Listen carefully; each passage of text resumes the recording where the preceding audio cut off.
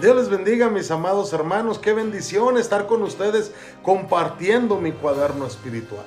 Primera a los Corintios 3:10 dice: conforme a la gracia de Dios que me es dada, yo como perito arquitecto puse el fundamento y otro edifica encima, pero cada uno mire cómo sobreedifica. Este mes estamos hablando de que somos iglesia. Y hemos hablado de que somos iglesia y que como iglesia tenemos una estructura.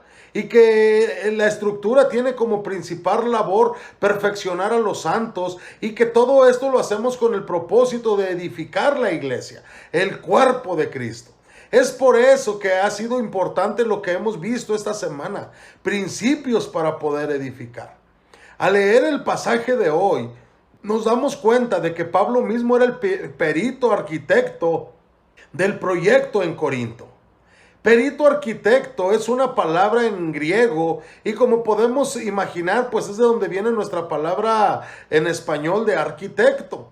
Pero en el tiempo de Pablo, la palabra llevaba no solamente la idea de diseñador, sino también de constructor.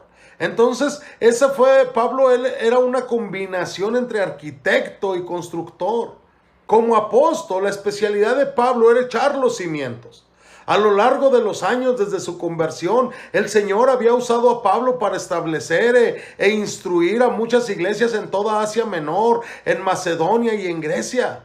Pero para evitar que alguien pensara que se estaba jactando, comenzó aclarando que su llamamiento y su eficacia eran solamente por la gracia de Dios que le había sido dada. El que fuera un buen constructor era por obra de Dios, no de él. Ya había declarado que ni el que planta es algo, ni el que riega, sino Dios que da el crecimiento. Y esta misma verdad se aplica a los que echan los cimientos y a los que edifican sobre ellos. Unos pocos años después, él les escribiría a los creyentes de Roma diciéndoles: porque no os haría hablar sino de lo que Cristo ha hecho por medio de mí.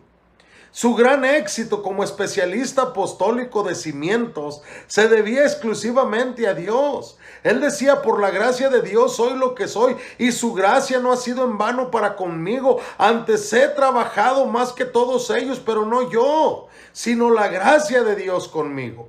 Trabajó y luchó gracias al poder de Dios y declaró que no había razón para gloriarse sino en el Señor. Él no había elegido ser un constructor y mucho menos se hizo a sí mismo un constructor.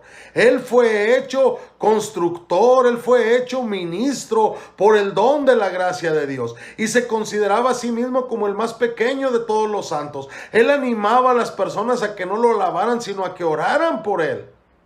En los 18 meses que pasó trabajando entre los corintios, estuvo predicando y enseñando el evangelio y nada más.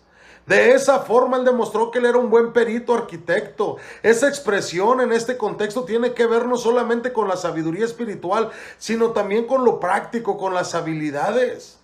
Pablo sabía que había sido enviado a Corinto para edificar los fundamentos de una iglesia ahí, y eso lo hizo cuidadosa y hábilmente.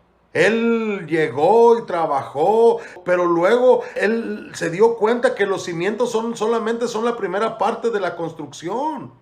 La tarea de Pablo era establecer los fundamentos apropiados del evangelio, establecer las doctrinas y los principios para la creencia y la práctica. La tarea era establecer solamente la iglesia, pero después otro tenía que edificar encima.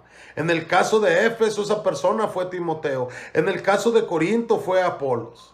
La mayoría de los corintios, por ejemplo, habían sido bautizados por otros pastores y Pablo estaba contento de que así fuera, porque eso no les daba a los corintios menos excusas para desarrollar una lealtad hacia él.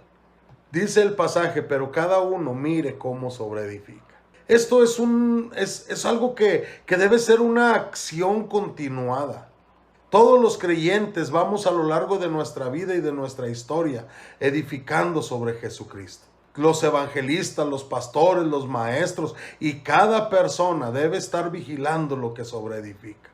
Esto nos enseña que cada uno, cada creyente, todos nosotros estamos enseñando el evangelio y estamos edificando de alguna manera. Ningún cristiano tiene el derecho al ser descuidado al representar al Señor y a la palabra, porque cada creyente está llamado a ser un constructor cuidadoso.